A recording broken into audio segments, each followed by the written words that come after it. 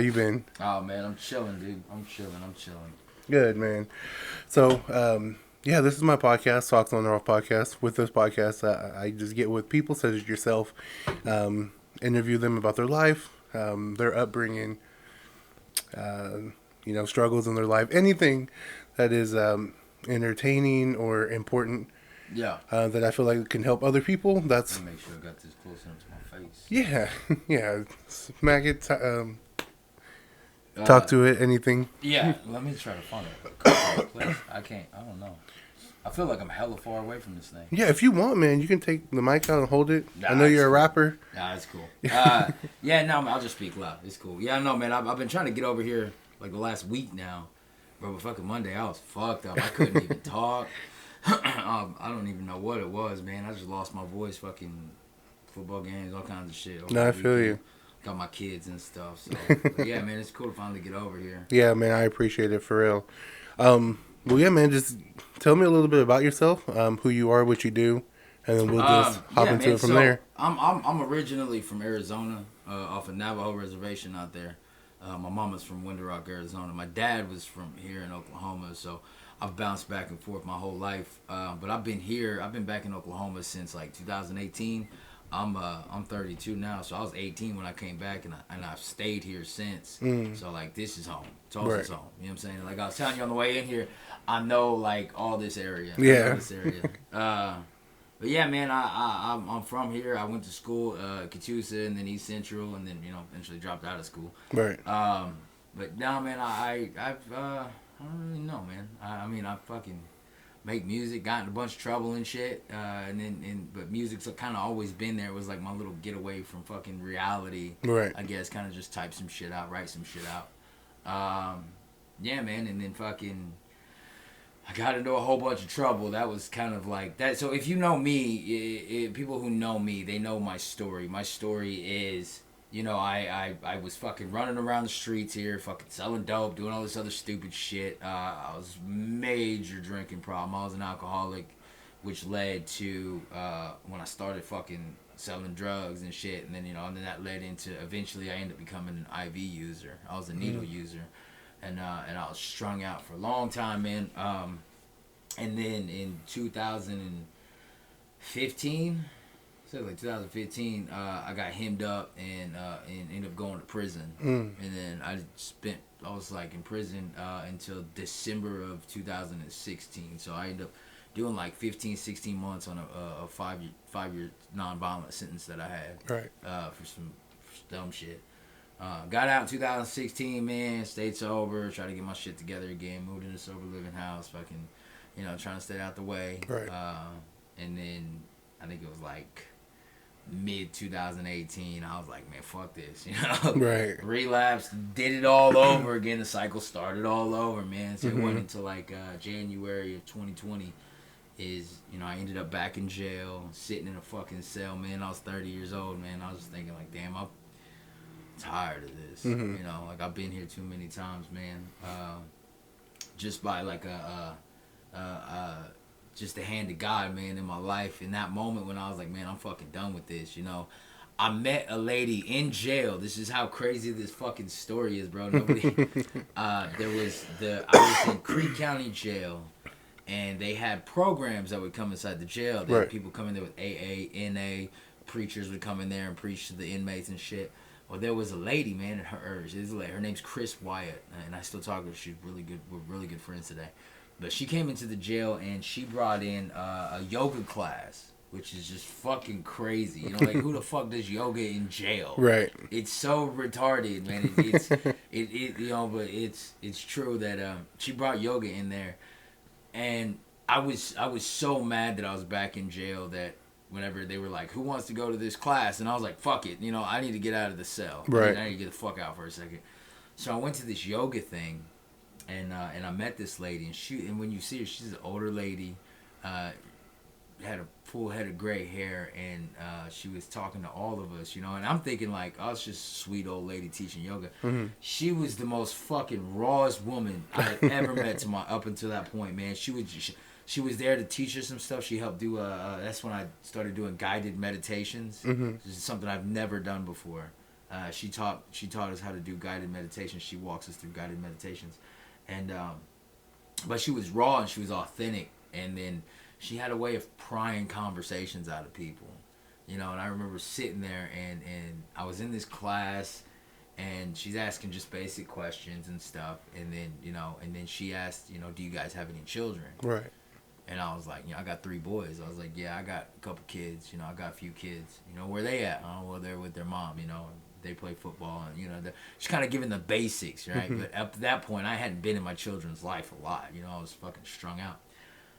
Well, then she starts going on about these kids, man.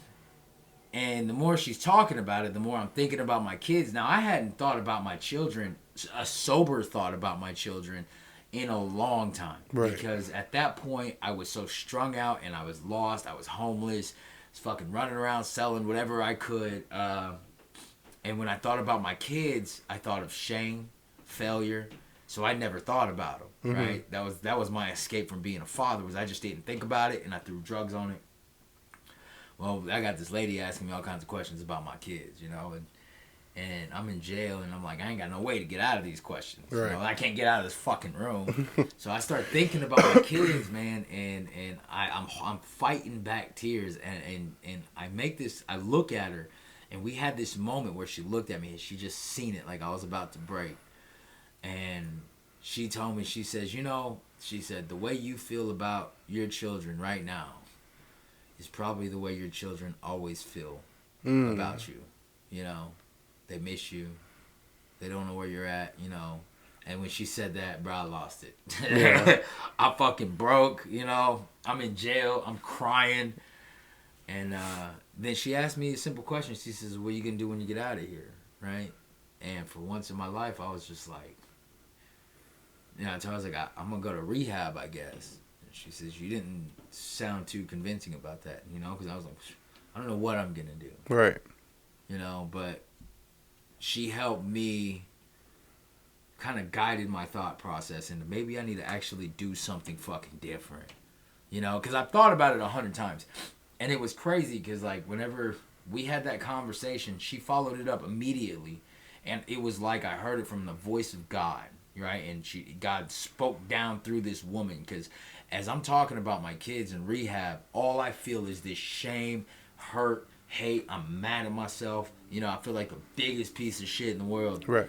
And she looked at me, and she was talking to all of us, but she looked at me and she said, you're not a piece of shit. You know, you just got stuck in a bad repetition. Right. And I made a decision. I was like, you know what? Fuck it.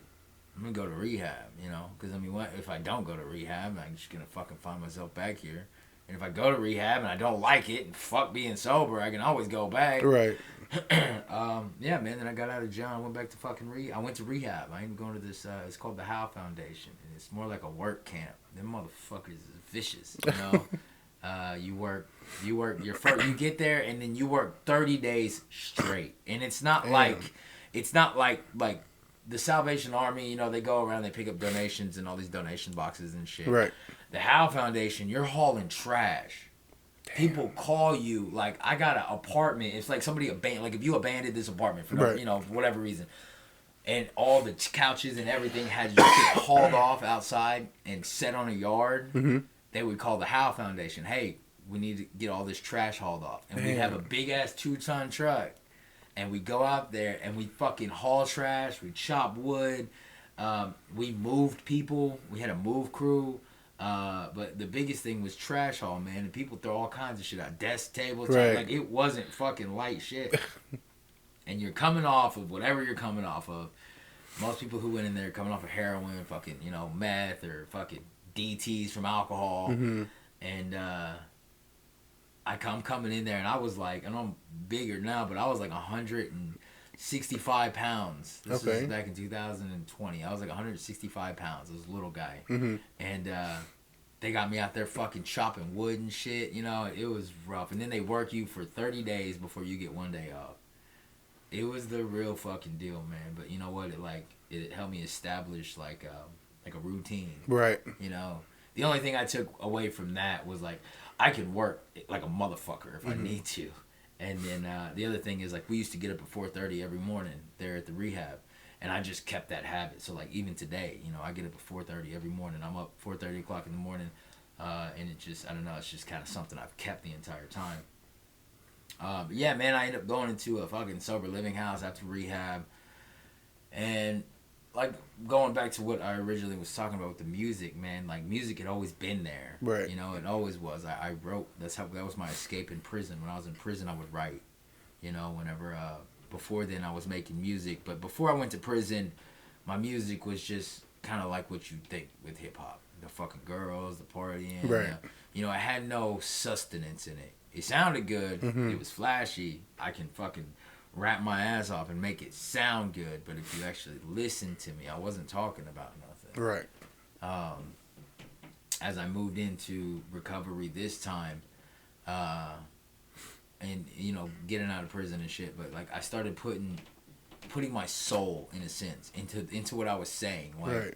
What do I got to say? Fuck who's gonna hear it? What do I have to get off my chest? You know, and that's where songs like my 7 Years Old remix comes from, you know. It's just like real raw, you know, like I gotta get this out some way or another, or it's gonna fucking tear me apart, you know. And to see the traction that it's getting now is crazy. I think I'm making a whole nother wave, you know. I put some up on TikTok, and a couple people grabbed it and flipped it and this, and now my shit's going crazy. Dope. It's going back up again, you Yeah. know. It's just like, all right, fuck, you know. The moment I used to think, put a song out, get it done, you know. But now, like, some of this stuff is kind of it's rerunning itself back up, and I don't know, man. It's pretty dope, man. I've got to meet some pretty cool people over this last couple years, and I think the biggest difference is, like, I know a lot of it is me not drinking and using no more. Right. You know, the label mates that I have, the guys on Trailer Made Records, the label I'm with. I met them at a show. I was 6 months sober. I think I told you this over at Castro's podcast. Yeah. I was 6 months sober. I did a show with a friend of mine here in Tulsa, and there was only like 8 people at this show. It wasn't a very big thing, but one of the 8 was somebody who knew somebody. Right. Right, like one of the guys who was there to see another artist. Right, I was just there. I was performing. He owned a farm, a weed farm, and so some of these artists, the ones that I mess with now, are the ones that kind of introduced me to the table I'm at. They shot videos on his weed farm, so that's how he knew them. He come to my show, or I was a buddy of mine's show, and I was one of the opening acts, and he heard my shit and fucking just, you know, blew him away, just how I could fucking rap. And he was like, yo, man, whenever, you know, it's like, whenever I know so-and-so, it was Big Buzz is the dude's name. Okay. He's on Dirt Rock Entertainments. He's like Big Buzz is my homie, you know, and whenever they come through, he's like, I want to mention your name to him, and, you know, I want you to open a show up for him and stuff like that. And I was like, yeah, okay, cool. You know, heard it 100 times. And then like 4 or 5 months go by, and I didn't hear from this dude. I didn't give him a fucking second thought. And then out of nowhere, I remember, because I ended up taking myself off social media, so he couldn't even get a hold of me on Facebook, but I had given him my number at the show. Right. Right? So there's like a very thin chance this dude's ever going to reach out to me. I gave him my phone number one night that I met him. I'm not even on Facebook. I'm not promoting no music. I'm not even doing shit with music. I'm recording and stuff on the side, you know, but I'm keeping it to myself because I believe there's a moment for everything. Like, there's songs that I'm sitting on right now that, with the right wind, in the right traction, it'll do something. But right now, in the season of life that I'm in, I got so much going on with being a father and football and things like that. Like, I can't give myself to the music as much as I want to right now. Right? And, you know, I've had to learn to tell myself, like, that's okay. You know, that's okay. If I rush it, I'm going to fuck it up. So he hits me up, though, and like 4 months later, he hits me up, and he was like, yo, what's up, dude? Da-da-da, my name is so-and-so. He was like, you remember me? And I'm like, no. He's like, I seen you at the show. I was telling you about my homie, Big Buzz. And I was like, oh, shit, yeah, what's up, dude? Yeah. He was like, I want you to open that show. Do you still want to open it? And I was like, yeah, bet. When, you know? And I'm thinking it's like days from, you know, at least a week or so out, or a month or so out. And I'm on the phone, I'm like, yeah, when? And he was like, tonight. Damn. Yeah, that's what I'm saying. And I was like, yeah, okay. And he was like, bet, I'm gonna put you on the van, and you're gonna pick up Big Buzz and his homies at the airport, and you guys are gonna drive into Arkansas, and you're gonna perform it. The venue is called Royal 66. It was in Mountain Home, Arkansas. And you gotta think, I don't know none of these dudes. Right. It could be a setup for you know. Dude, I'm like, okay, cool. So I meet him at Home Depot downtown here in Tulsa because he's from Oklahoma. Mm-hmm. And I end up meeting with him and another guy. I met up with two dudes, and they had a legitimate fucking travel van. It was dope. Damn. Yeah. Reclining seats and everything, right? Only, like, it was also a work van, so he didn't have seats in the seats he had in the back. Damn. He didn't have none. Right. But anyway, so I jump in the van, and he tells me, he was like, okay, you're going to go with this guy, and you're going to pick them up from the airport. I got to run, and he bounces, and I'm like, what the fuck is going on, dude? Like, this is crazy. Like, now I'm on a van with somebody I don't know, picking up somebody else I don't know. And anyways, we go up to the airport, and I'm just like, all right, you know what? I'm just kind of praying, like, all right, God, I don't know what the fuck just happened, you know? But we're going to ride it out. So we go up to the airport, and we pick up Big Buzz, his old lady, Maria. They're still really good friends of mine. And then we also picked up my boy Hard Target, my boy Breadwin, and then I don't know if you know who Cryptic Wisdom is. Cryptic Wisdom's out of Arizona. He's a SA native rapper. Okay, I don't think I met him. Yeah, he's been around. He's been in this for like a long time. I think he has songs with Hobson. And, hell yeah. Yeah. He was on Hobson's Raw album. Oh, okay. Yeah. So like Cryptic Wisdom's been in this for a while. Yeah. And like these are dudes that I like. As soon as we pick them all up, I notice Cryptic Wisdom because I know Cryptic Wisdom. Yeah. Like, I listen to him.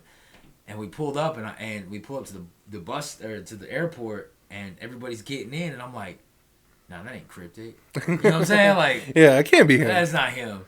And anyways, like I said, he took the back seat out of the bus, so there was enough seat for them. Yeah. Right. So I ended up sitting all the way in the back on this cinder block. Damn. Right, for fucking like 4 hours, however long the drive was. Yeah. And nobody knows me. Right, like I'm just in the van, and as we're traveling through, as soon as we get into Siloam Springs, I want to say, right,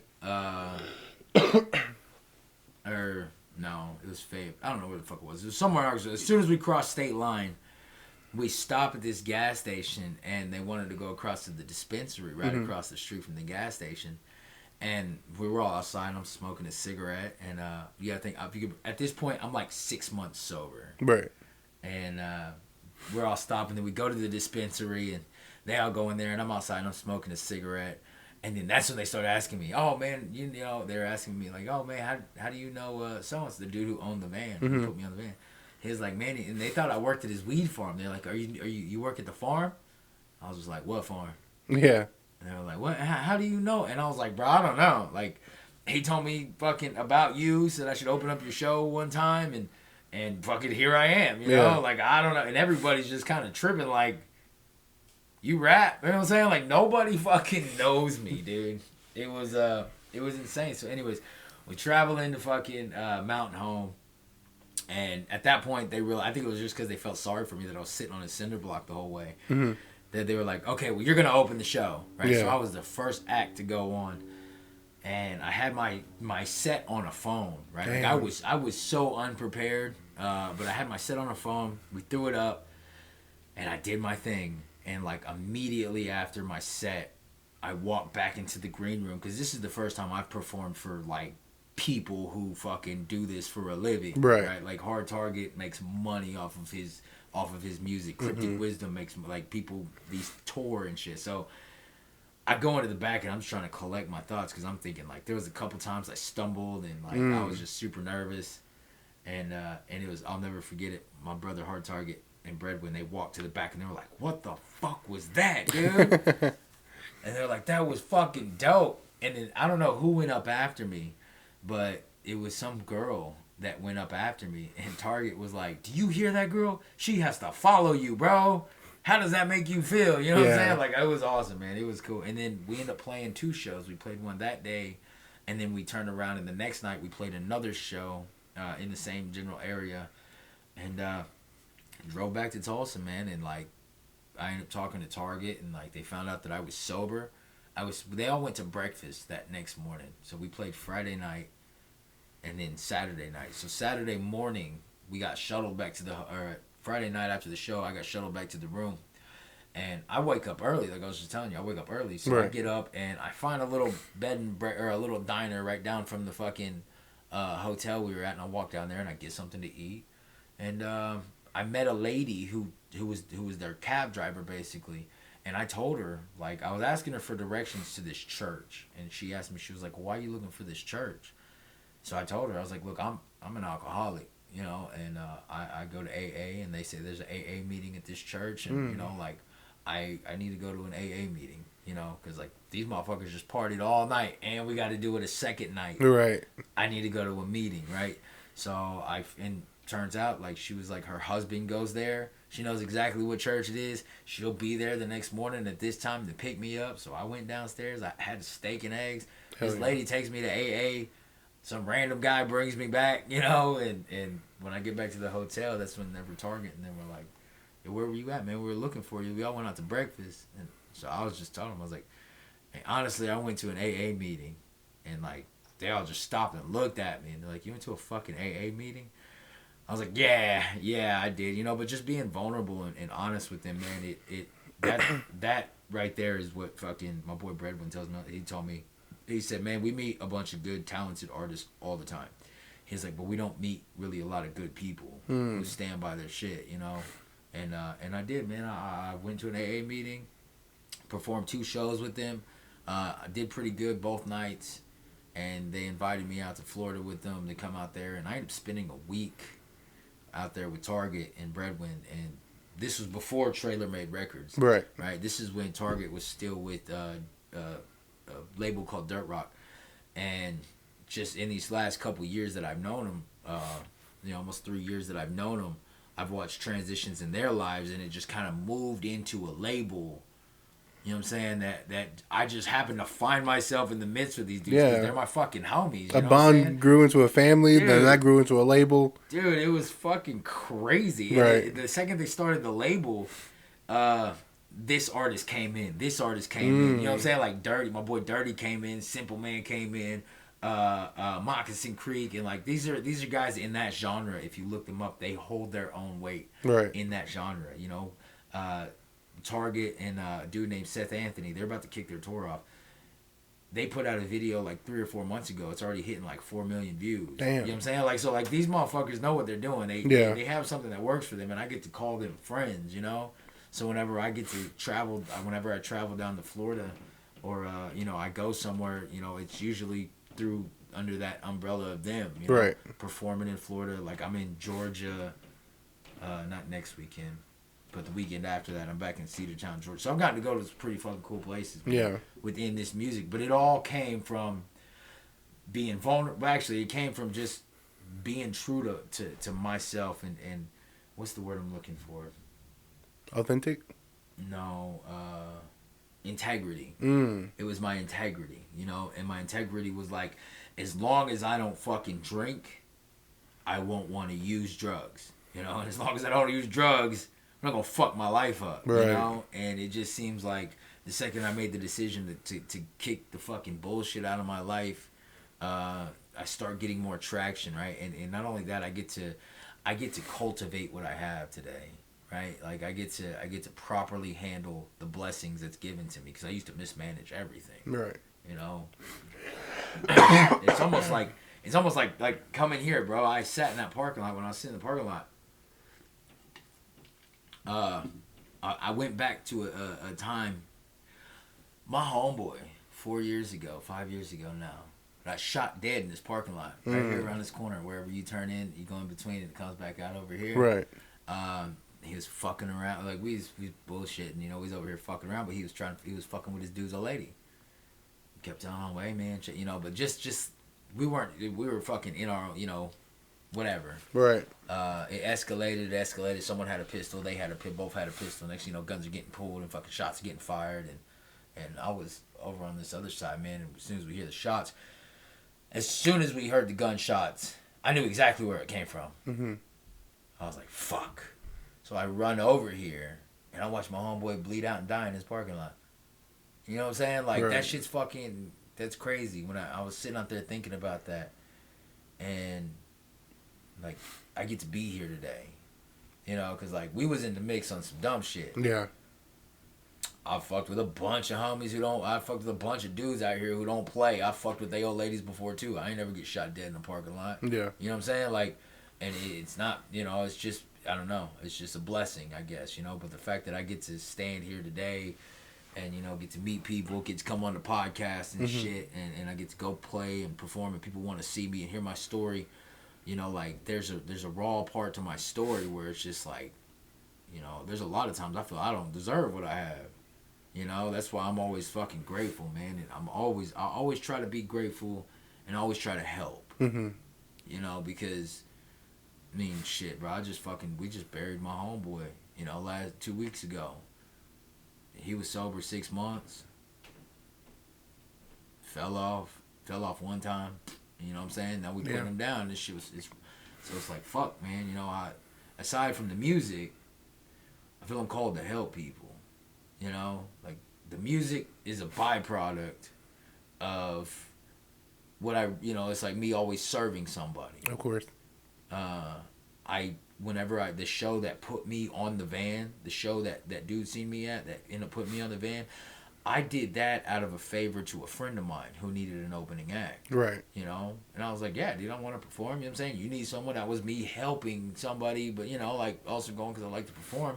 I didn't go there with the intention on trying to show out and, be noticed and shit. I just went out there to go and I knew there was only going to be like 7 or 8 people there. Mm-hmm. It's a fucking local show, Yeah. But still, I was like, man, you need an extra spot. I'm going to help you. I feel like rapping anyways, and it's led to something else. That's how I got into photography. I got a camera. I like taking pictures and stuff. And then, Castro was like, hey, man, we take pictures at the battles. Right. Like, yeah, sure. I've been taking pictures of the battles for like 5 months now, bro. And it's grown into something different, for me anyways. It's like I've got to evolve just, as a person. But it first started with me sitting down and saying, yeah, dude, I got you. Helping, start serving somebody else. Right. That's kind of what keeps my mentality. I try to keep my mentality on right, No, I feel you. No, man, and that's wonderful. And I love the story of how you transitioned from the place that you were in to where you are now. But I want to go back a little bit. You said you were raised on a reservation. Mm. What was that like? Because I went to South Dakota and I met a lot of natives there that grew up. I went to Custer, and they grew up on the reservation there. And they said it was different. It was kind of like a ghetto to them in the sense of not having a lot of money. People, ran around, did drugs, violence. What was that like to you? And do you think that played an impact in your choices to start drinking? No, not. I started drinking. Honestly, I started drinking because that's what my dad did. Mm. My dad is an alcoholic. So was my mother. They're both alcoholics. I grew up in an alcoholic household. I watched it every day. And that was just kind of the thing. And then my dad left whenever I was like 8, 9. And I didn't see him again. And I just started drinking when I started drinking with like, people always talk about, I started drinking when I was young. Like, the first time someone gets drunk, first time I got drunk, I was like 11, mm-hmm. right? But when I started drinking with the intention to get drunk, it was like 12 years old. Damn.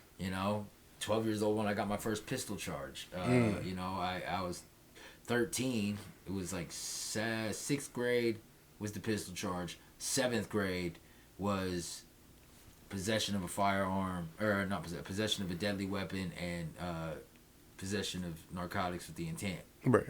So I was like 12 and 13 whenever I got those charges, but I was already partying and drinking and shit like that. The reservation, though, going back to your question, the reservation was just, for me, it was just fucking, it was rough, Mm-hmm. you know, like, because it's poverty. We lived in what's called a hogan, right? And it's basically just a building like this with a fucking mud With chicken wire on the fucking, as a damn. roof.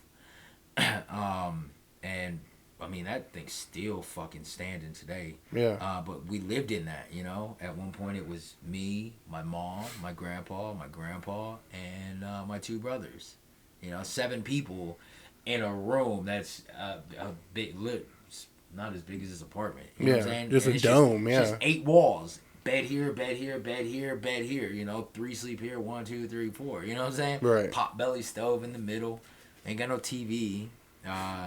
We had to pump our own water from a well that was in town. The only upside to it is we had in our backyard, we were at the foot of a mountain. It's called Summit Mountain. So that's where our days were spent. Right. Up in the fucking mountains as kids. Running around. We had just the little area we were at was like our family's area, right? I had uncles and cousins that lived here, and then like we had like 8 or 9 neighbors in our little area, but then there wasn't another neighbor for like fucking 7 or 8 miles. Damn. Yeah, and we were off in the middle of nowhere. It sucked, and my mom didn't want us to grow up there. That's why she came here to Oklahoma. Right. She went to Baycombe College. That's where she met my dad, and I was born in Muskogee, and you know their relationship was rough. So every time they would split up or whatever, we'd go to Arizona. Mm-hmm. My mom would run us back home, but we wouldn't be there long. We'd be there for a year or two, come back. Things didn't happen again, we'd go back, you know. And we did the back and forth until I was like 10, and then I was here, in Catoosa, or I was in Oklahoma until I was 15. I got in so much trouble at school with the gun, with the selling drugs, and then I started getting into like trouble with the law when I was getting to be 14. Fucking tearing up the neighborhood, spray painting, just being a little shit, dude. Just getting drunk, getting fucked up, breaking into stuff, broken into a car lot, just being assholes. And we got in so much trouble. It was like, okay, if we don't get, my mom was like, we don't get them the fuck out of here, you know, it's gonna be bad. So she took us back to Arizona, and I was there from 16 to 18. And I moved back here, you know. So I know the res life. But I didn't grow up in the res life. Right. You know, I grew up out here because when I turned 18, I came back here, and here's where I stayed. Yeah, well, shit, this is not no better. This ain't as you no can see. fucking better, bro. You know, because I stayed down the street, right. You know, and then I stayed over on the north side in Springdale. It's kind of where when I came back here. That's where I grew up. Yeah, right across the street from the elementary. Yeah. Yeah, dude, I lived on every fucking corner of that fucking cross section there at Pine and Lewis. Yep, Pine and Lewis. I lived next to Thunderbird, you know, and then I lived behind the tire shop where the hood store is. That's where I got shot in the fucking ankle. That Damn. was bullshit. Yeah. Yeah, there's people just tripping, bro, and I was running. I was just someone running or shooting at me, but I caught the fucking bap. And then I stayed off of behind the fucking shopping center there. Mm-hmm. So I mean, that's where I stayed at, and then up into Turley some, and that's where my troubles came from. Right. You know what I'm saying? And then getting in trouble with the law, and then going on the run. I had the U.S. Marshals come after me down in Texas. Yeah, man, it's crazy. You know, to sit here and actually just think about some of that shit. Yeah. No, and that's the reason I have this podcast, man. Is people don't understand hurt children become hurt adults. You know, like. Understanding that, like, my mom's an alcoholic and my grandfather's alcoholic. So there will be multiple times that, the episodes where you're the worst child, the shit's being thrown, and then the next day they don't remember. Or the next day they apologize. Yeah, yeah. And to me, that always gave me a sense of, like, I love you as a parent, but I don't respect you as a mother. You know, because if you love this, then why are you drinking? You feel me? Yeah. And understanding that it's actually a disease and actually hard for people to understand the reasoning why they will do this. And it just feels normal at that point. But when they go to jail or they act out, people just think they're bad people. and getting to the root of the problem, they're hurt. You feel me? Yeah. And that's why I love when that lady looked at you and was like, "You're not a piece of shit." Yeah. You feel me? And I feel like if somebody would have sat you down and looked at you and actually spoke to you like that. You know, I think a lot of it wasn't just the words that she said. It was at that moment in time I was ready to hear it. You know, a lot of it is the soil. You know what I'm saying? Like, because I sit out here and I deal with alcoholics and drug addicts in recovery almost on a daily basis. Right. Whether I'm in an AA meeting, an NA meeting, I go to Celebrate Recovery. I stay involved in a lot of different recovery groups. Solely on the fact that, you know, I sponsor guys. So I sponsor people in this program, and that's, some want to do this one, some want to do that one, some want to do this one. And I've made it a point to walk through the step studies in all of them. Just so, like, if someone, like, let's just say you had a drug problem, you know, and people see my, you know, the podcast, the music, and, you know, and then they see something, and they're like, yo, this man's sober. Right. And, you know, most of them reach out for help. Not a lot of them stick with it, you know. But unfortunately, that's not my job. You know, my job is, if you're hitting me up, you know, like, dude, I'm really facing this bottle and I don't want to fucking drink it, but I'm tired and I don't know what to do, and da-da-da-da-da, you know, my job at that point is like, okay, well, I've been called to help these people. You know, so I deal with people, addicts and alcoholics, and, you know, all the time on a daily basis. And I forgot where this thought started from. being in the space that you were needing to hear what she was saying. Oh, yeah.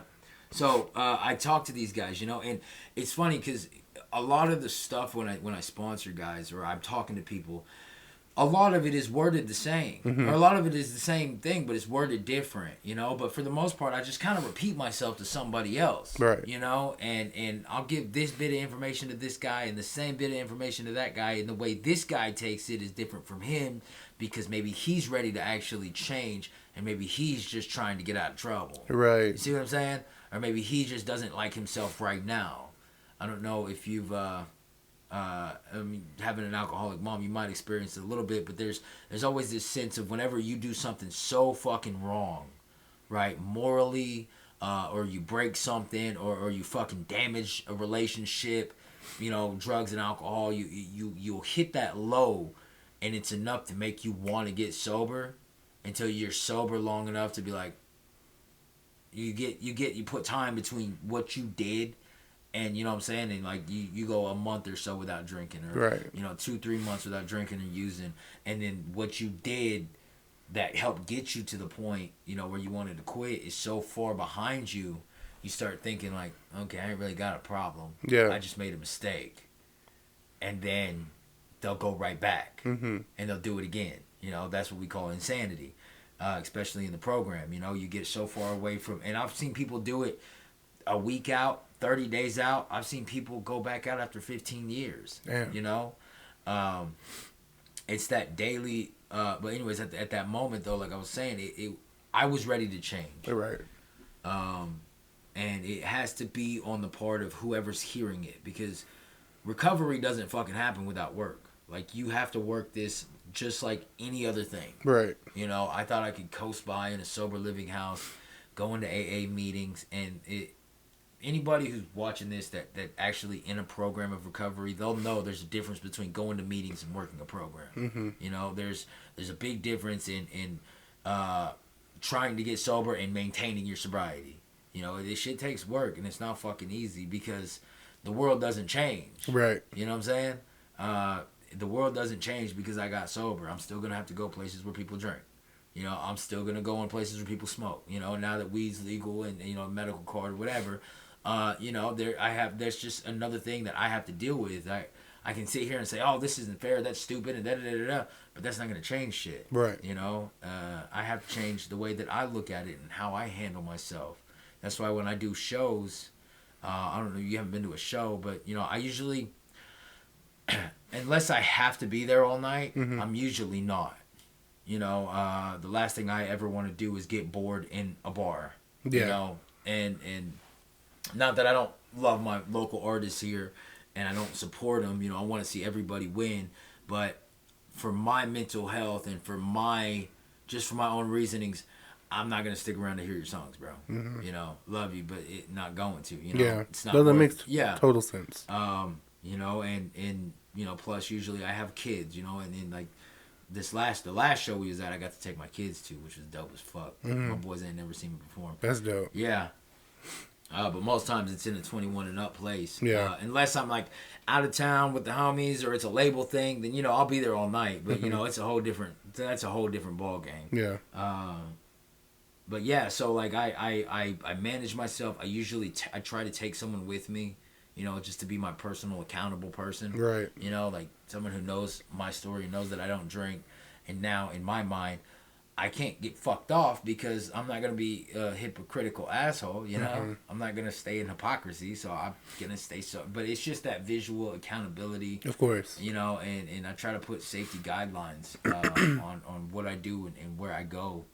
But yeah, man, it took me. It was just that moment of like, you know what, I'm done. You know, I did a lot of fucking times in county jail. I did my time in prison. You know, I'm cool. Yeah. You know, I'm cool, and that's what some people just don't understand. You know, like I went to prison, but that wasn't my bottom. Believe it or not. You know, my bottom was a county jail holding cell because when I got out of prison, I relapsed. I met a girl, and I was like, you know what? Yeah, I'm fucking do this again. You know, and then I spent a year and a half, started shooting. That's when I started shooting dope. You know, for the longest time, I smoked it or whatever, and I sold it, and I tried not to get too into it. But then the second time, that's when I got into the needle, and the needle is what fucked me up. That took me down to a place that you know, like, it's so fucking dangerous to me that I know that if I start drinking, eventually I'm gonna start wanting to get high. Yeah. You know, and not just like weed high. Like I'm gonna want to get some dope, and I want to get high. And there's only one way now that I'll get high, and that's through a needle. Yeah. And that's fucking scary. You know, like that my mind thinks about that. So that's kind of like, that's my red flag whenever I start thinking about drinking. Like, okay, let's play this motherfucker through, because eventually you can start shooting dope. Yeah. You know, nobody want to be around somebody that shoots dope. No, I feel you. And no, man, just hearing your story and hearing how strong you were to hold yourself accountable, to bring somebody with you. I mean, even though you wouldn't, just to let them know, like, this lifestyle I'm choosing to do is serious. Yeah. You know, sobriety is something that a lot of people struggle with daily. Yeah. But, you know, hearing you being comfortable with telling people I'm an alcoholic, some people can't hear that from themselves or don't want to accept that. Yeah. What was that like for you, actually admitting it and embracing that you're an alcoholic and knowing that eventually you're going to try to do better?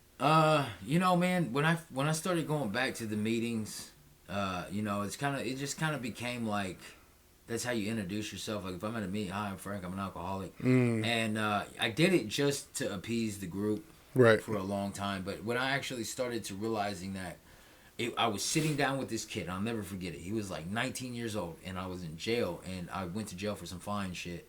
But I was sober when I was in jail. Right? Like, I was sober when I went to jail that time. And I had the program with me, and I was in there, and he starts telling me about his drinking problem. And I'm not going to tell his story, but it was along the similar lines of where I had been when I was like 19, 20 years old, you know, losing the girlfriend, doing some stupid shit, finding yourself in embarrassing places and stuff like that. And I remember telling this guy a little bit of my story. And then I looked at him and I was like, you know, man, you know why I did all that? You know why I chased that drink over this person and this relationship? I was like, I did it because I'm an alcoholic, you know? And it was in that moment of vulnerability with somebody else when I told him I was an alcoholic, not for my benefit, but for his. Yeah. You know, to be like, it's okay to tell somebody else who's, you know, and it's one thing, you know, when you're going out and just tell people, you know, like people go to the bars and stuff and they're like, oh, we don't drink, I'm an alcoholic. You know, like, that's one thing, you know. I just don't drink. But if I'm having an intimate moment with somebody else who's struggling, I can look them dead in the face and say, bro, I get it. Yeah. You know? And that's kind of where I found it, the comfortability to start telling, you know, saying I'm an alcoholic. And now, you know, I mean, like I said, I pick and choose my moments. But whenever I'm being vulnerable in a sense or in a setting or like at a show, you know, I got no problem saying, hey man, check this out. I got, you know, 1,000 days sober last Sunday. You know, no needle, no weed, no fucking drink. You know, like for once in my life, I'm 100% sober. Yeah. You know, some people medicate. You know, marijuana medicate, and that's cool with me, brother. It ain't my shit. You know, but I can't do it. I can't smoke weed no more. Right. You know, if I start taking it, for me, if I start letting that happen, then why not let this happen? And yeah. why not, you know, and then I start taking advantage of my integrity and what I've put in place for myself. You know, so I've had to learn, like, it doesn't bother me. If I'm always at a place where people are smoking weed all the time. You know? Right. Motherfuckers blow back at shows and shit, you of course, know? Yeah. Just like, man, that's what's up. We did this show.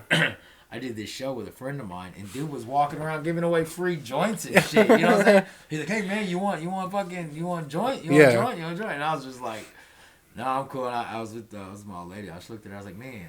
I said, you can imagine that. Yeah. People are trying to give me drugs. I'm over here saying no. You know, it's a joke now. But, yeah, man, I mean, I've had to learn how to hold myself in certain places, you know, because I am. And when I get on stage and I tell some, you know, in my music, if you listen to my music, you'll hear the recovery part of it. You'll hear the recovering alcoholic. You know, you'll hear something, you know, something about my life and just that, the message that I carry. Right. You know, the message that I carry isn't, oh, listen to my music. The message that I carry is like, hey, look, my shit was fucked up too. You know, there's always a way to come back from it. Mm-hmm. That guy can't be over here doing some shady shit. Mm-hmm. You see what I'm saying? And at one point in time, I would always try to figure out how I could make that so I could be like the good guy but still be shitty over here. Yeah, and it don't mix. And it don't. If you're not for this thing through and through, you're gonna people are gonna start seeing through the cracks somewhere. Yeah. You know? And when I started embracing that and then just becoming a better person, man, like now my kids, the best thing is for me, man, my kids, they don't have to worry about if they're gonna see their dad again. You know what I'm saying? Yeah. They don't have to worry about like, is he gonna come pick me up from my basketball game, from my football game? No, like they know it's dad's weekend. You know, they know they got a room at my house. They got their own beds. They know come football games, wrestling matches, you know, basketball games, I'm gonna be there somewhere. You know, me and their mom are still trying to work some shit out with this co-parenting stuff. That's a whole nother story. Of course, I'm going through the same thing. Yeah, dude, it's rough because there's familiarity there. Right. You know, but she's remarried. There's just a whole lot of undealt with resentment and some bitterness, and it's on my part just as much as it is hers. Yeah. You know, and there's trying to work through that, but it's no longer just me and her trying to work through it. It's me and her husband. Yeah. You see what I'm saying? It's her family, it's her thing, and me. So it makes it a little bit harder. Right. But a lot of it is just swallowing pride. Yeah. Swallowing pride. Fuck it. Sometimes you gotta grit your way through this motherfucker. You know what I'm saying? Because at the end of the day, if I start arguing with her, the only thing that my kids are gonna see is how I treat their mom. Right. And for a minute there, like my kids were starting to get shitty with their mom because of the way that I was being treated about some stuff, and they started saying some shit about their mom, not like cussing her out or nothing. They're just like, man, it's unfair how mom's doing this and da. And I'm like, wait a second, that's their mom. Yeah. You know what I'm saying? It's not even a place they're supposed to be in. And so I've had to start checking what I say. Right. It doesn't necessarily get reciprocated. I hear a lot of this stuff. You know, my kids will tell me, they're saying this about you and this and that. But at the end of the day, it's like, you know what, son? It doesn't matter. We're not going to disrespect your mom in my house. Right. We're not, that's beautiful, yeah. We're just not going to talk about it. Just don't say nothing. Yeah. But getting into church and serving in church and stuff, I'm trying to live a life today that my kids know, you know what I'm saying? Like what it should look like. Yeah. I was just talking to a brother of mine in a recovery meeting, and I'm a very firm believer in the generational curses. You know what I'm saying? Some of these generational sins that have plagued my father and my forefathers and my grandfathers, especially being a Native American, alcohol being one of them. Addiction and alcoholism run rampant through my people, and it has all the way back. Natives get drunk, we get wild, we hurt people. I have a mentor who got into a bar fight, hit somebody with a beer bottle, and ended up catching a life charge because dude died. just because he was drunk and angry. Right. You see what I'm saying? And his native brother. Anyways, I'm at a place now where I watched my dad watch his dad die from drinking. And now I'm in a place where I'm watching my father struggle with alcohol still in his 50s, you know? And now I'm at a place, it's like, if I don't try to fucking do something about this, my kids will be the one in my position watching me still struggle at 50 while they're trying to figure out their drinking problem. You know, so what do? My Sundays, I serve in church. I'm the camera guy in church. My son, my oldest son, he's the camera guy in church with me. You know, he'll be on stage with the camera. My younger ones, they're in church. You know, like, I'm trying to change something so that when they get older, they'll already have a map to raising their children. And maybe my grandchildren will be so far away from what the fuck that I was, you know, that I'll know that I did my best to make sure that that bloodline doesn't have to face this problem that I'm facing.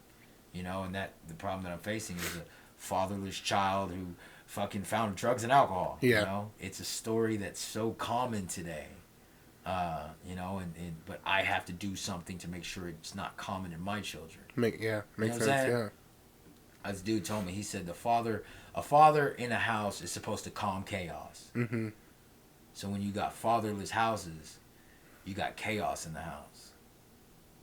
Yeah, and when he told me that shit, I was like, that makes a lot of fucking sense. You know, because my kids don't get to acting crazy. Yeah. You know, like I've acted crazy enough for them. So I got to trying to do that in a co-parenting position. You know, knowing there's a stepdad in the house. There has to be respect. There has to be a lot of conversations and intentional, like you got to be very intentional with what you're doing. You know, making, like, I have to let them know, like, you know, okay, this is what I'm going to do. That, you know, and it sucks because as a man, fuck, you can't tell me shit, you know? And who the fuck am I to explain myself to you? Mm-hmm. Especially have to explain myself to my kid, my baby mama, you know what I'm saying? And her husband, fuck them. Yeah. I can't be like that, you know?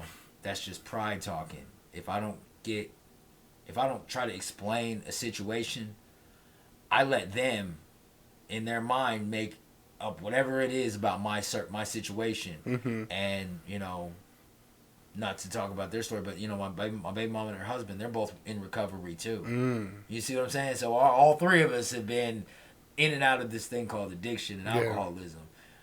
So if I'm not intentional in having conversations with them, especially about hard stuff, especially when it comes to my children and how they feel, you know, my oldest one had a hard time accepting having a stepdad, you know, and he didn't like it. He didn't like his mom, and he didn't like, you know, and there were hard conversations that had to be had on that, you know. But it's like, if we don't talk about this, or we just try to put it off to the side, it's just gonna fucking grow worse. You don't solve a problem by ignoring it, right? You know, and it doesn't fucking work perfect all the time. Yeah. But a lot of the time, it's just the attempt. You attempt to try to do something, your kids see it. Yeah. You know, and whether it goes your way or not, fuck, you tried. Right. You know. No, and as a father myself, seeing how much my son mimics everything that I do. Yeah. And knowing that without me, he'd be lost. You know, I'm a firm believer that a female cannot raise a boy to be a man. Mm-hmm. Fathers are very important. I was raised by a woman, and I feel like I grew up being raised as a girl, in a sense. Mm-hmm. You know, yes, as men, we're supposed to show emotion, but, like, a father gives you that tough love, that grab you by the collar, like, you know, life is hard, but, you know, be a man in a sense. You know, like, I love you, I'll be here forever, but you can't let these little bumps in the road get you down, like having a stepfather, or just being upset with your mother, because I was upset with my parents for the longest. And as an adult, I see now that this shit was hard. Yeah. So give me, okay, let me rephrase the question. So a lot of people that are recovering, a lot have children. And some people are afraid to approach your children. Maybe they're older. Maybe they don't know how to go forward. Maybe they hurt their children in some way. What was your journey with having a relationship with your children after being sober? Man, so I lost my kids when I went to prison. I've lost my kids twice. I lost my kids when I went to prison. Their mom went to California, so my mom ended up with the children. My oldest son ended up in Hawaii with his mom's side of the family. Yeah. So my two younger ones were here. My older one was in Hawaii.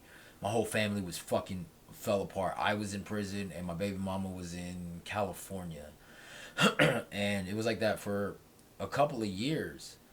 So whenever I got out of prison, or I worked, I managed to get into a halfway house, and the halfway house was when I first got to see my kids again.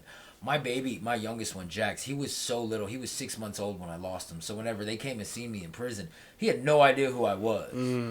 That shit was rough. But my middle son, he knew exactly who I was. Yeah. So he ran up to me, and it was just that love. But then I lost him again after I got out, got into a sober living house. I lost him again, and then it flipped. My baby mama ended up getting into a recovery house, and she started doing really good. And so she ended up with the kids at the same time that I had relapsed. So then like the power shifted. Right. Kids are with mom. No longer with my mom, they're with their mom. So whenever I got back into recovery this time, it took shit that I didn't like. I remember the first time I contacted my baby mama on wanting to see my kids. I was in a sober living house. I was like 4 months sober. And there was a process I had to go through, right? And that she put in place? Yeah. And looking back on it, it was the smart thing. At the time, I was so fucking angry, and I thought it was the dumbest shit in the world. And it was just pride. But she was like, call me once a week. Before I could even talk to my kids, I had to call her just to show that I could be dependable on, because she's going to tell these kids that I'm going to call once a week, and they get to talk to their dad. And I did that, and I was like, you know what, it was dumb as shit, and I fucking hated it, but I did it, and I did it, and I did it, and I called every week until I could start talking to my kids. And then I started talking to my kids, and I was talking to them every week, and it was amazing. I went about it the wrong way, but my older brother is my fucking best friend in the whole world. He ended up with my kids one weekend. And I had an apartment I lived in a sober living house down the street from his house. Right. So he ended up with my kids. And this was like 2 or 3 months of the whole calling every week thing, right? And like I'm working a program and I'm sober, and I have a job, and I'm mowing grass, and I fucking, hating life, and I'm wanting to quit.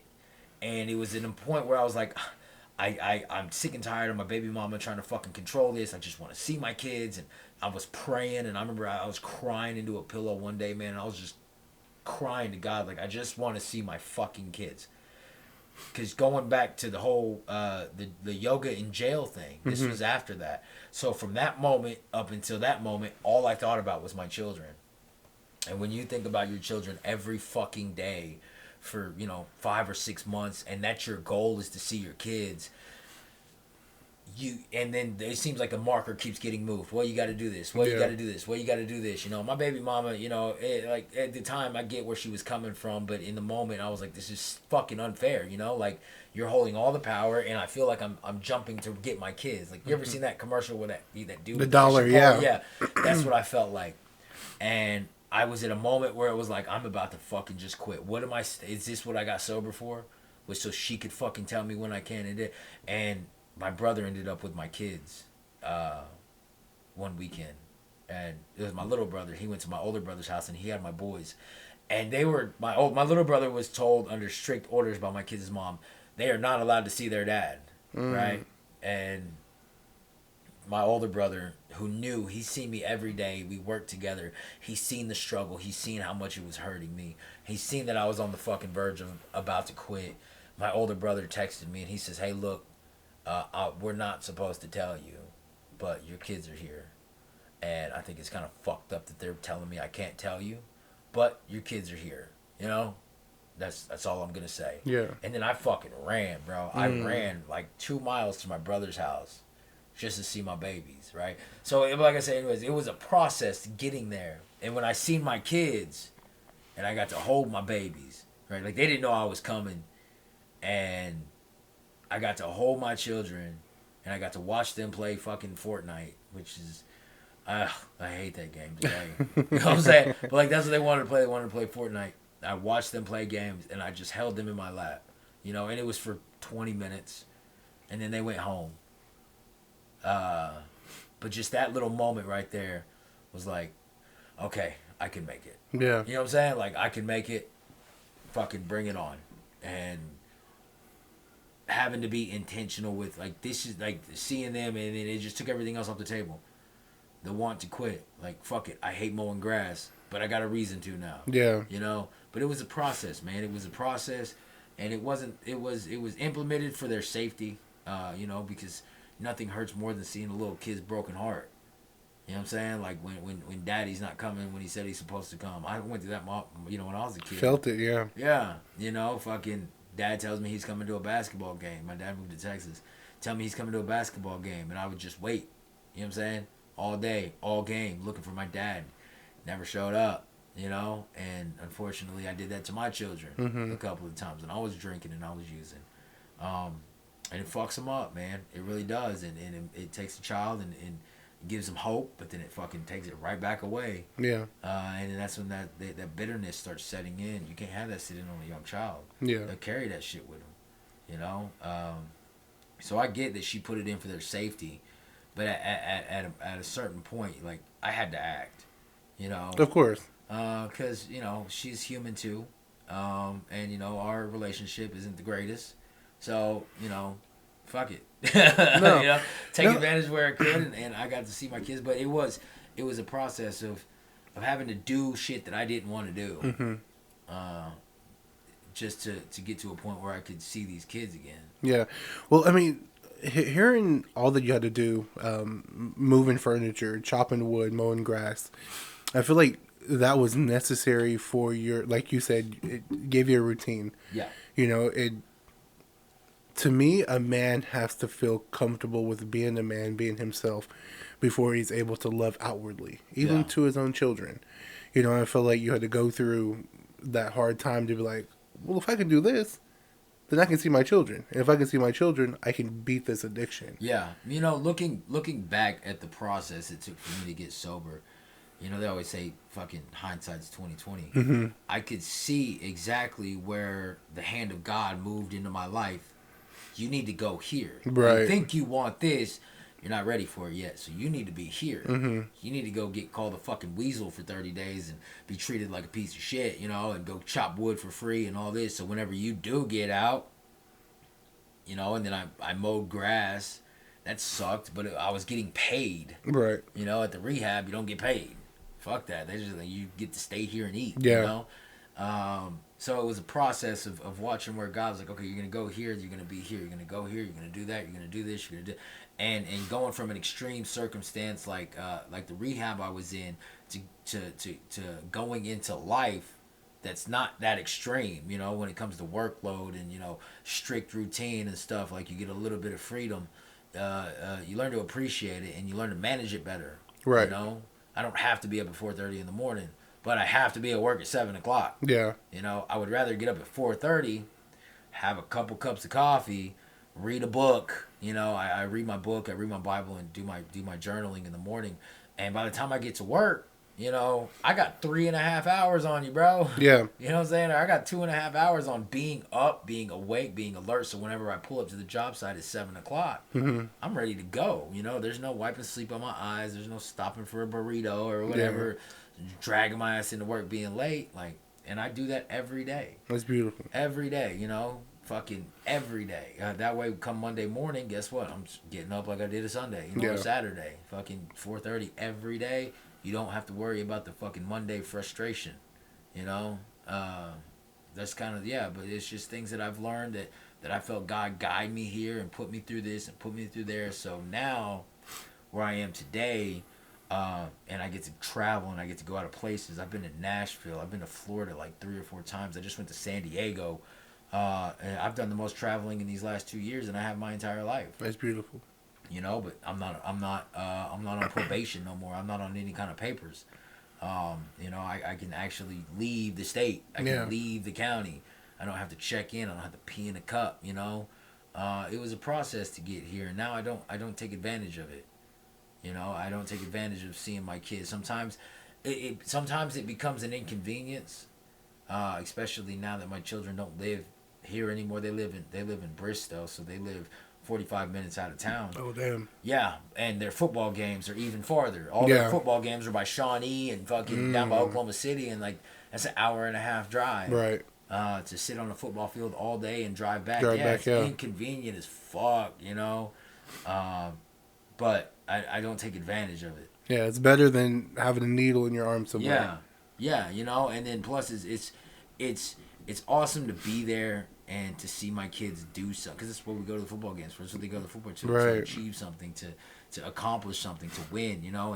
And I go out there and it's dope as fuck to watch them make these plays instead of someone telling me about the plays they made. Right. You know, you get to live in that moment with your kids, and you can't. I can't replace that. Yeah. You know, I can't replace that.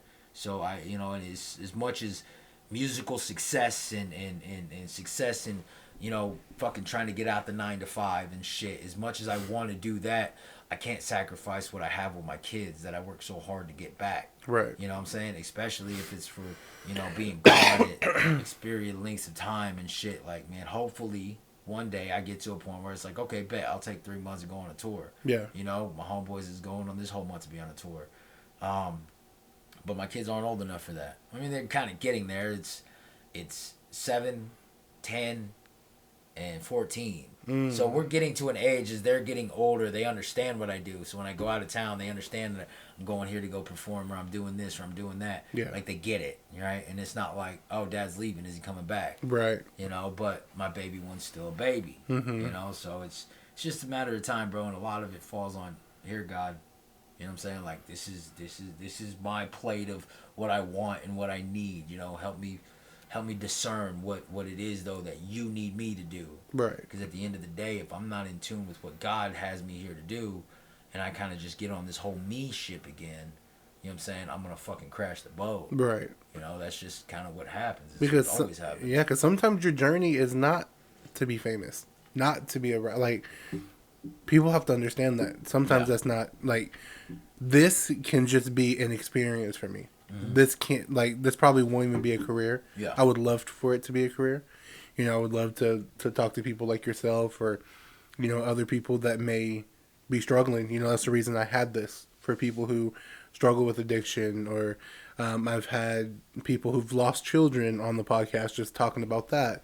And this is what I feel like I'm called to do. But if this is not, then I hope I'm in a position where I'm being used to my fullest potential. You know, I pray almost every day, thank you for this podcast. Thank you for allowing me to use the gift that you've given me. You know, I feel like I can speak well to people. I feel like I can understand people on a personal level. And, you know, seeing all that play out and knowing that it's in God's hands, regardless of what happens or what transpires through this, I'm acceptable for whatever comes. Yeah. So, this is the last thing. We're hitting an hour, so this is the last thing before I let you go. But hearing everything that Frank Thompson has been through, the addiction, the needles, the alcoholic parents, the fighting for children, everything. You made a song called I'm Good. Yeah. Tell me how that transpired and what that means to you. I'm Good. I wrote it in Florida. Actually, I wrote it. It's a beautiful song, by the way. Yeah, I had seen the beach for the first time. I had seen the ocean for the first time, I should say. It wasn't beautiful. A beach. It wasn't a beach. It was this. It was in the Tampa area. That's where my boys are from. So, and I went down there for the week after that Mountain Home show that I told you about. Right. I went down there later that year, and I was with Target. I was with Breadwin, and they were showing me how to construct a song instead of just write a song, Right. Like there's a difference between building a song and just rapping songs. Yeah. And that's how I feel about comedy. I did Yeah. stand up comedy, and I thought you just go up there and talk some shit. Yeah. No, you have to set up. You have to have a Dude. punchline. Know when to breathe. Know when to stop. Yeah, So I can just imagine with music. With music, yeah, it's the same. You know, it is in a sense. It depends on what story you're telling. I was sitting with Target, and we came up with this hook, right? He helped me come up with the melody for it, and as I was writing the verses, and we got this hook all laid out, and it was like, what am I trying to say here? And then I thought about that. I seen the ocean for the first time, and honestly, I thought about everything I just told you about. You know, I thought about everywhere I've been. I thought about everybody I called friends, who I don't even see anymore. You know, I thought about all the negativity, all the let's speak down into your stupid dream here. You know, like, oh, you're just trying to be a little right. And, you know, some people might think it's funny and stuff, but, you know, to me, it's those little darts. You know, people are like, oh, it's just your little podcast, or oh, you're trying to be a little rapper, or da da da da. I started hearing all that, right? And I used to buy into the negativity. Maybe I'm not that good. Maybe it's not that. Maybe this is stupid. Maybe this is that. You know, but as I'm standing on this fucking pier and I'm looking at the ocean for the very first time in my life and never fucking seen it. And it's like, my little dream got me here. My little fucking rapper attitude, whatever these people want to say about me, that got me where I am right now. The only reason I'm standing on this pier with these dudes who see this ocean all the fucking time is in their backyard. Yeah. Fucked with me enough to say, when I told them I had never seen the ocean, they were like, okay, but we're going to show you this, you know.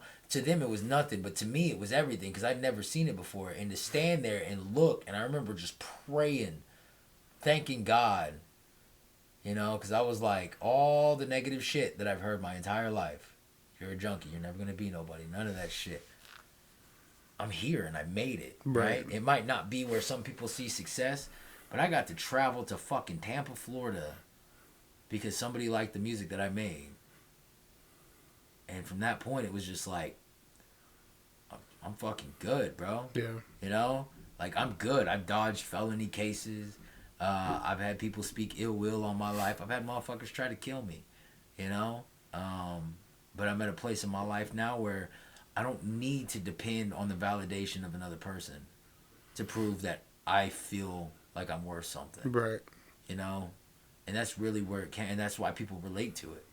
You know? People relate to it because they understand there's so much negative stuff said, especially on social media.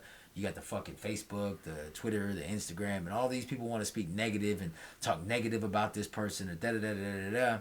Sometimes it's good just to remind myself, like, what you're fucking saying doesn't matter, because I'm good. Right. You know what I'm saying? Like, you might be in a bad spot. Not, you know, and I thought it's like, not physically. Maybe it's emotionally. Maybe you're just a bitter-ass fucking person. You know? I'm cool. Yeah. I'm cool with me today. So Yeah. That's where that song came from. That's beautiful.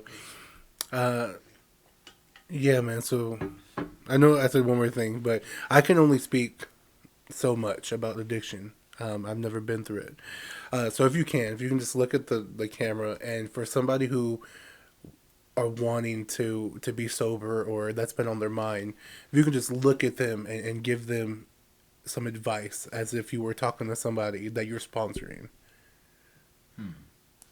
Like, what would you give them to take that first step? Don't make excuses.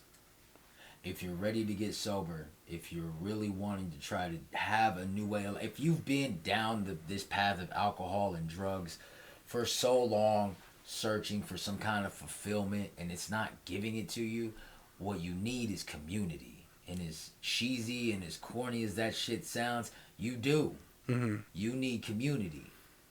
I can help get you to a community. I can help show you where community lies.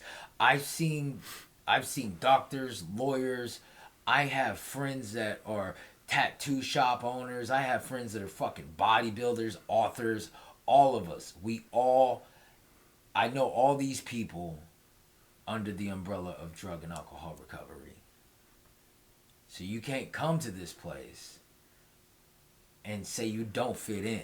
Right. If you understand what hopelessness is. Hopelessness is...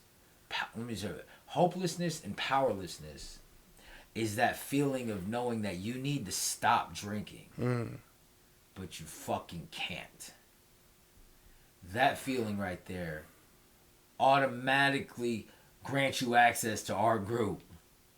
That's what Alcoholics Anonymous, Narcotics Anonymous, Celebrate Recovery, that's what it's all about. It's to understand that you are powerless over the addiction of your choice. Whether it's food, whether it's anorexia, drugs, alcohol.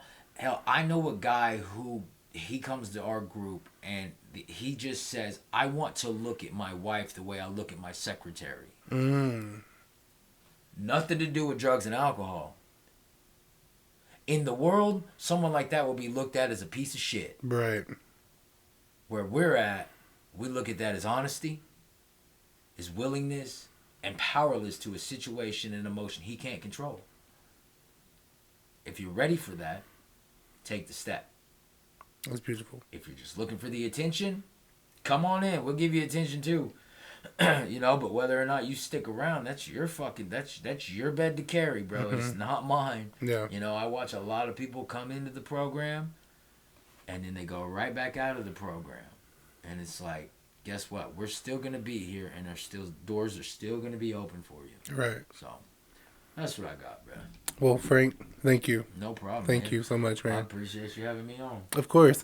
Well, everyone, that's been an episode of Socks on Our Podcast. We really appreciate you being here with us. Yeah, just a little message from me. Man, it's really an emotional thing because, like you said, your father is still dealing with addiction. You know, my grandfather drinks almost like a half gallon of Fireball a day. You know, and understanding what that looks like, growing up in that situation, it really hurts. So I just want everybody to know you are loved. Like you said, if you're willing to take that step, then do it. It's going to be hard. It's an everyday challenge. Are you going to post my... I'll give you something. Yeah, whatever. If you're willing, if you're hearing this and you want help, feel free to reach out to me. I believe it or not, I return almost every message that is sent to me. Nobody is ever too, I'm never too important to help anybody out. So if you need help, I have a nonprofit. It's called Pushing for Purpose. That's a whole nother story. We help get people into rehab. We help get people into sober living houses.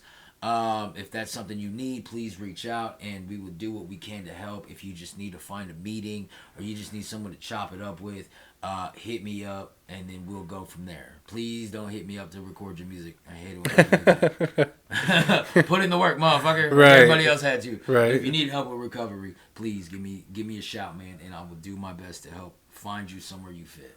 Well, I couldn't have said it any better. From us to you guys, may your pain be champagne.